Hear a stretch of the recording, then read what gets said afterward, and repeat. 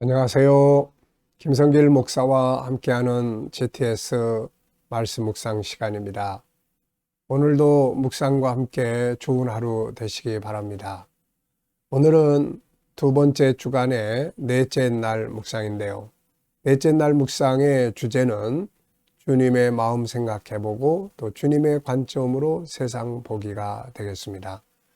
같은 내용인데 내 관점에서 보는 것과 주님의 관점에서 보는 것은 전혀 다르다는 것을 우리가 알아야 합니다. 그래서 신앙생활은 내 관점에서 보던 것들을 주님의 관점으로 싹 바꿔서 보는 거죠.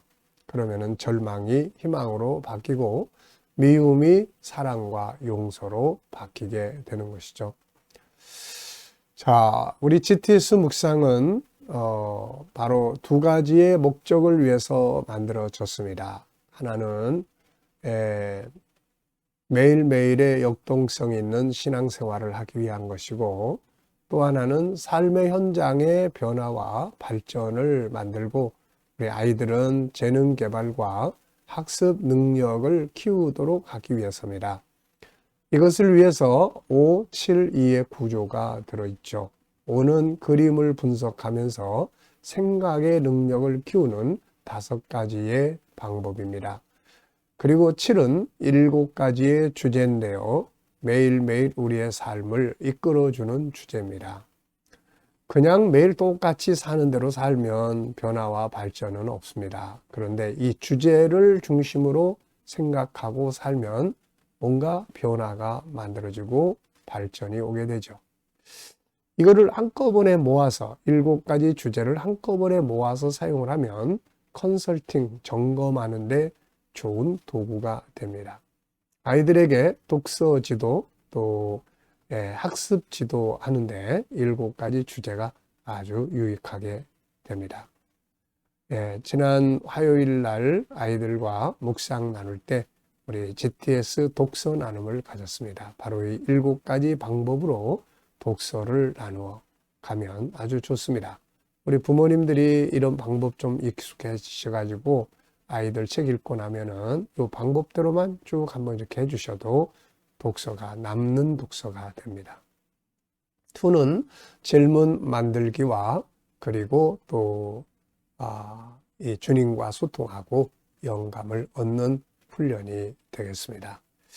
자, 그러면은 오늘도 이 그림 분석부터 시작을 하죠. 자, 이제 예수님께서 예루살렘 성에 드디어 나귀 새끼를 타시고 입성하시는 장면입니다. 자, 이 그림을 보시면서 느끼시는 것, 또 떠오르는 제목이 있으면 적어 보십시오. 저는 제목을 순종의 길 이렇게 적어봤고요. 의미는 주님이 예루살렘에 입성하시는 것은 죽음의 길이었다. 죽으러 가시는 거죠. 그러나 주님은 이 길을 피하지 않고 순종했다. 그런데 이것이 바로 승리의 길이고 영광의 길이었다. 이렇게 적어봤어요.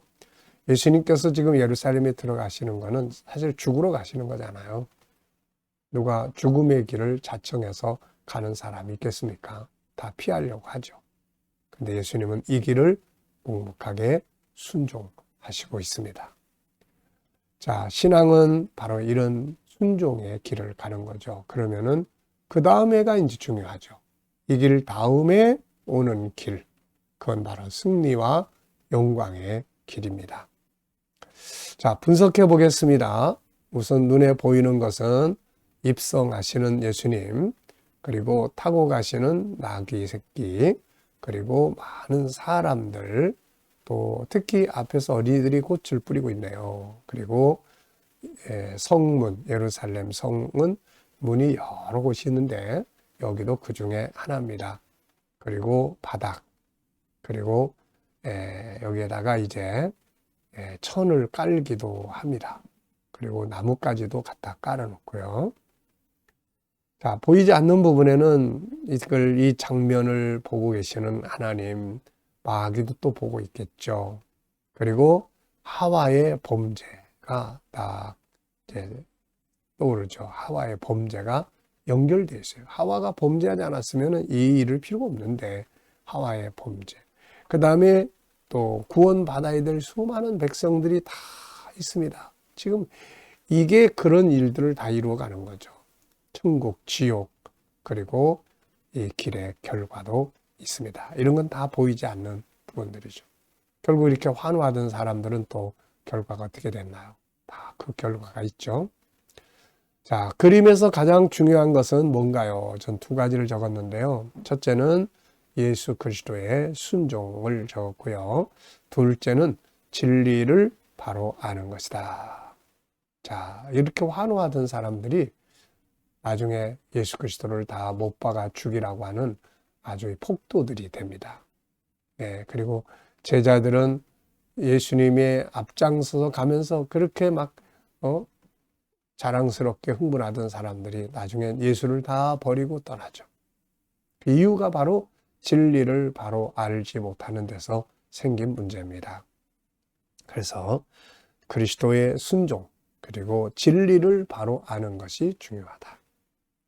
자, 연상법 훈련입니다. 눈 감고 한번 그림 전체를 떠올려 보시죠. 우선 나귀를 타고 들어가시는 예수님, 그리고 그 둘러서서 함께 들어가는 많은 사람들, 그리고 앞에서 꽃을 뿌리는 어린아이들, 길에다가 옷천을 까는 사람들, 나뭇가지를 까는 사람들, 그리고 성문, 네, 이렇게 다양하게 있습니다. 자, 이 그림과 또 관계된 성경도 참 많죠. 먼저 저는 창세기 3장에 아담의 범죄, 선악과 열매 따먹는 이 불순종, 이걸 고치려고 예수님 지금 이 길을 들어가시는 거거든요. 또 창세기 3장 15절에 메시아의 약속, 마귀의 머리를 깨뜨리시고 우리를 구원하시겠다고 하는 그 약속. 네. 또 마태복음 21장, 오늘 이 그림의 본문 말씀이죠. 그리고 마태복음 26장, 이렇게 환호하던 사람들이 결국 다 주님을 떠나는 내용입니다. 그리고 계시록 21장을 또 생각해 볼 수 있죠. 바로 새 예루살렘 성, 이 땅에 있는 예루살렘이 아니라 하늘의 새 예루살렘 성, 하늘의 도성에서 우리 주님께서 이제 또 입성하시는 날이 있는 거죠. 벌써 입성하셨죠. 이제 돌아가셨고 부활하신 지가 벌써 몇천 년 지났으니까. 자, 그래서 이 그림은 여기에는 예루살렘 입성이 죽음의 길이지만 하늘의 예루살렘의 입성은 영광의 길이 되는 거죠. 자, 그리고 또 요한복음 19장에 이제 예수님께서 자기의 십자가를 지고 묵묵히 죽으실 때 이때 끝까지 남아있던 제자 한 사람이 있었어요. 그게 바로 사도 요한입니다. 예수님의 어머니, 육신의 어머니를 담당해 주었던 사람이죠. 자, 이렇게 참 많은 성경의 내용들이 이 그림과 연관성을 가지고 있습니다. 자, 아이들과 또 묵상을 하시는 분들은 이 아이들의 수학, 한번 공식도 쭉 떠올려보고 지나가시면 좋겠습니다. 네, 뭐 도형이 됐든 각도가 됐든 수연산, 특히 이 수학은요, 연산을 많이 하는 연습을 해야 합니다. 연산. 결국 뭐 나눗셈, 곱셈, 뭐 또 분수 뭐 다 일단 머릿속에서 이게 계산될 수 있어야 되거든요. 그러니까 항상 매일매일 그런 거 한두 번씩 이렇게 연산 훈련 시켜주시면은 좋습니다. 근데 우리는 책을 놓고는 막 지겹도록 공부하고 평상시에는 하나도 안 해버려요. 그러니 그게 제대로 남아있겠습니까? 그래서 책을 볼 때는 간단 명료하게 보고 책은 지루한 거거든요.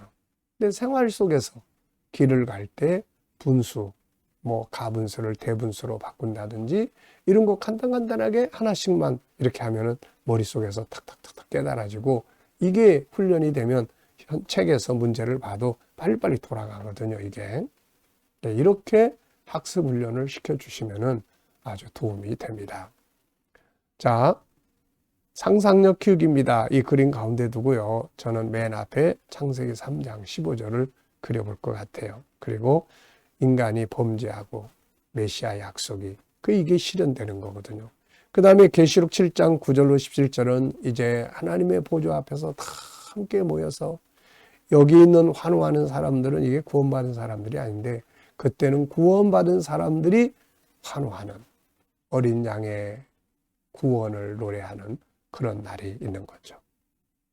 자, 미래를 어떻게 살고 싶은가요? 그렇다면 지금 무엇을 해야 할까요? 자, 오늘도 본문 또 한번 읽어보겠습니다. 미래 비전 또 쭉 생각해 보시고 지나가시기 바랍니다. 자, 미래에 오늘에 무엇을 하고 사는가도 중요하지만 미래에 무엇을 할 것인가도 어떻게 살고 싶은가도 참 중요한 거죠. 네. 자, 마태복음 21장 1절로 9절입니다. 그들이 예루살렘에 가까이 가서 감람산 벳바게에 이르렀을 때 예수께서 두 제자를 보내시며 이르시되 너희는 맞은편 마을로 가라. 그리하면 곧 매인 나귀와 나귀 새끼가 함께 있는 것을 보리니 풀어 내게로 끌고 오라. 만일 누가 무슨 말을 하거든 주가 쓰시겠다 하라. 그리하면 즉시 보내리라 하시니 이는 선자를 통하여 하신 말씀을 이루려 하심이라. 일러스되 시온 딸에게 이르기를 내 왕이 내게 임하나니 그는 겸손하여 나귀 곧 멍에 매는 짐승의 새끼를 탔도다 하라 하였느니라. 제자들이 가서 예수께서 명하신 대로 하여 나귀와 나귀 새끼를 끌고 와서 자기들의 겉옷을 그 위에 얹음에 예수께서 그 위에 타시니 무리의 대다수는 그들의 겉옷을 길에 펴고 다른 이들은 나뭇가지를 베어 길에 펴고 앞에서 가고 뒤에서 따르는 무리가 소리 높여 이르되 호산나 다윗의 자손이여 찬송하리로다. 주의 이름으로 오시는 이여 가장 높은 곳에서 호산나 하더라. 아멘. 자, 감사한 거 적어 보겠습니다. 어제 어떻게 지내셨는지 쭉 생각하시면서 감사한 거 적어 보시고요. 오늘 또 하루 일과 시작하시면서 감사한 거 적어 보시고 미래를 또 생각하시면서 감사하고 싶은 거 쭉 적어 보시면 되겠습니다. 오늘 본문에서 느껴지는 건 뭔가요? 네, 저는 어제 처음 딱 볼 때 눈에 딱 들어오는 것들 있잖아요. 그런 내용들이 오늘도 다시 또 마음에 다가오고 있습니다. 자, 주가 쓰시겠다. 참 이 말은 진짜 이 말씀을 떠나서라도 명언입니다. 주가 쓰시겠다. 순종해야죠. 그리고 이제 말씀을 이루려 하셨다. 말씀을 이루려 하셨다. 그리고 그분은 겸손한 분이었다. 그리고 제자들이 명하신 대로 했다 하는 내용. 그리고 주님을 높여야 된다. 이 사람들이 지금 호산나 다윗의 자손이요. 막 다 주님을 찬양하고 호산나 다윗의 자손이 하고 참 물론 나중에 예수님을 배반하는 경우도 많았지만은 예수님을 경배하고 예수님을 높이는 것, 이게 아주 중요한 일이죠. 두 번째입니다. 예수님이 예루살렘에 가시는 이유와 무리들이 예수님을 환영하는 이유는 뭔가요? 자, 이게 좀 차이가 있습니다.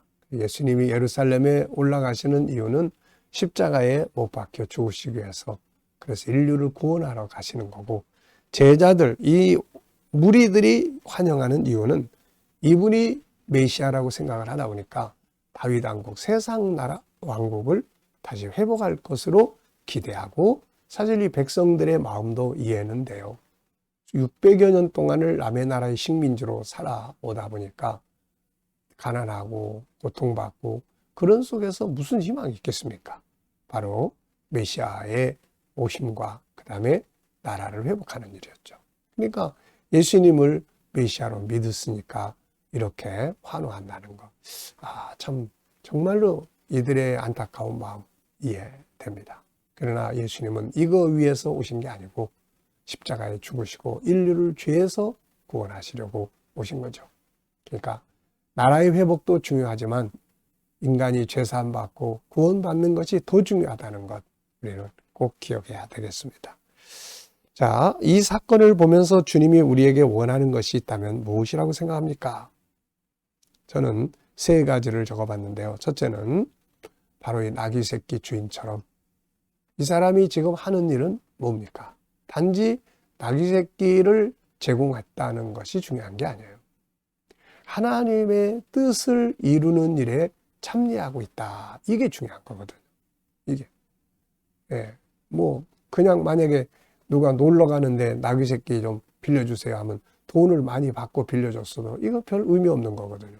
근데 이 사람이 나귀 새끼를 제공한 건 본인이 그걸 깨달았든 못 깨달았든 중요한 게 뭐냐면은 하나님의 나라 운동, 인류를 죄에서 구원하는 이 위대한 역사에 이 사람이 자기가 가진 것을 가지고 참여하고 있다는 것이 이게 중요합니다.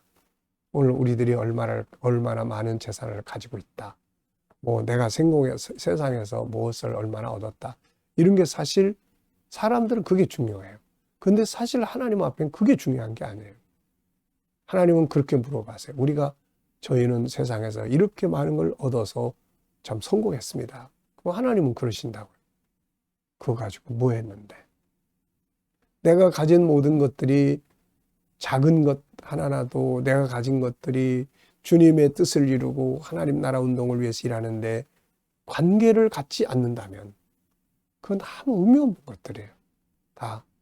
뭐 천국 갈 때 가지고 갑니까? 뭐 합니까? 다 세상에 남겨두고 가고 그러는데. 자, 그래서 이 사람이 한 중요한 일은 바로 아버지의 뜻에 참여하는 일이었다 하는 거죠. 그 다음에 이제 두 번째는 청지기로 살기를 하나님 원하세요. 청지기. 우리가 주인이 아니고 우리는 다 맡은 자들이에요. 이걸 깨닫기를 원하시고. 세 번째는 복음에 대한 올바른 이해를 갖기를 바라십니다. 진리를 깨닫기를 원하죠. 이들이 잘 모르고 지금 이러다가 나중에 다 떠났으니까요. 네 번째입니다. 하나님의 관점으로 살펴보기에요. 나의 삶이나 업무나 공부나 환경, 문제, 비전, 관계 이 중에서 한 가지를 택해가지고요. 자, 저는 비전, 제 미래를 하나님의 관점에서 항상 생각을 해봅니다.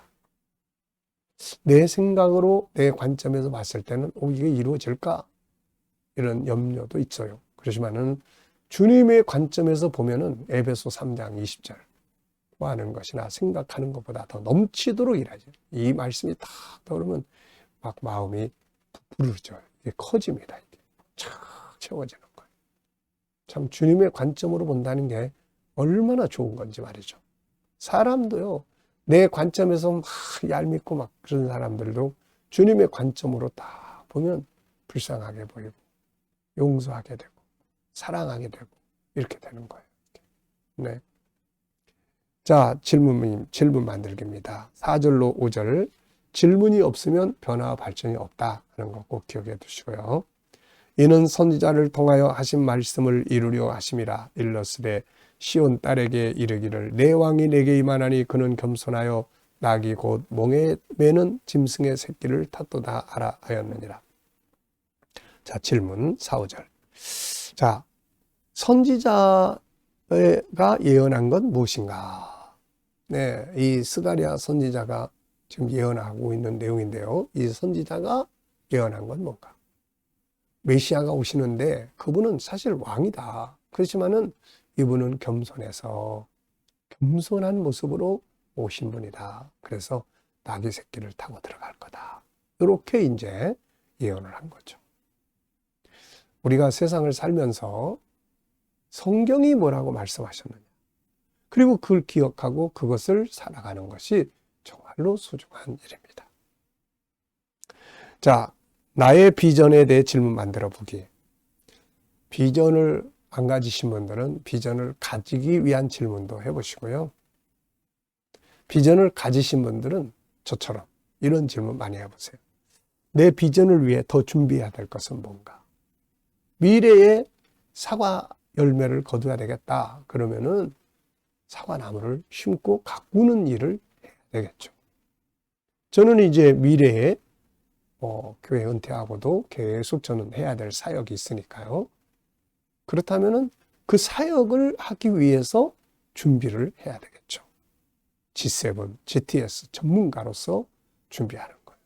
그래서 지금 하나하나 준비해 가고 있습니다. 그러면은 미래가 왔을 때 그 일을 준비된 대로 쫙 할 수가 있거든요. 우리 사람들은요, 평생 사명자로 살아야 됩니다. 저뿐만이 아니라 여러분 모두도요, 뭐 직장에서 은퇴했어. 그럼 난 다 끝났어. 이게 아니라고요. 업무적인 부분은 바뀔 수 있지만은 하나님의 나라를 위해서 일하는 이 사명의 역사는 세상 일 은퇴했다고 뭐 교회 은퇴했다고 그거 끝나면 됩니까? 이거 안 되죠. 숨거두는 날까지 그렇게 해서 사명을 감당해야죠. 그러려면은 이 비전을 위해서 준비가 필요하겠죠. 자, 오늘도 묵상 시간입니다. 눈 감으시고요. 오늘 본문 한번 쭉 떠올려 보십시오. 그리고 또 7가지 주제도 떠올려 보시고요. 그리고 오늘의 삶의 현장과 미래 비전 다 올려놓고 하나씩 주님께 물으세요. 주님 어떻게 할까요? 제 생각은 이렇습니다. 주님이라면 어떻게 하시겠습니까? 주님 어떻게 할까요? 어떤 말을 해야 되나요? 어떤 자세를 가지고 가야 되나요? 그리고 기다려 보시면 주님께서 말씀도 생각나게 하시고 지혜도 주시고 마음의 확신도 주시고 감동도 주십니다. 이 영감을 가지고 살면 내 생각 가지고 사는 것보다 더 나은 삶을 살아갈 수가 있습니다. 자, 오늘도 영감으로 승리하시기 바랍니다. 기도하고 마치겠습니다. 주님 감사합니다. 오늘도 주신 말씀 잘 기억하게 하시고 성도들의 가정, 직장, 사업장마다 오늘도 형통함을 주시며 새로운 일터를 구하는 자들에게는 좋은 일터들이 예비될 수 있게 하여 주시고 오늘도 치료받는 교우들에겐 치유의 능력이 함께 해주시며 어려운 문제를 안고 기도하는 성도들에게 감당할 힘을 주시며 협력하여 선을 이루게 하시고 저희들이 간구하는 것을 속히 응답하시고 허락하여 주옵소서. 오늘도 혼란 가운데 있는 이 나라의 모든 정국을 안정시켜 주시고 발전하는 나라, 선교하는 나라, 거룩한 땅이 되게 하여 주옵소서. 주님 오늘도 세계 곳곳에서 복음을 위해 수고하시는 선교사님들과 저들의 사역 가운데 함께해 주시고 KDM 훈련을 통해서 천국 복음이 더욱 온 세계에 전파되고 GTS 묵상도 더욱 많은 이들에게 공급되며 다음 세대를 위해 잘 사용되게 하여 주옵소서. 감사하며 예수님의 이름으로 기도하옵나이다. 아멘.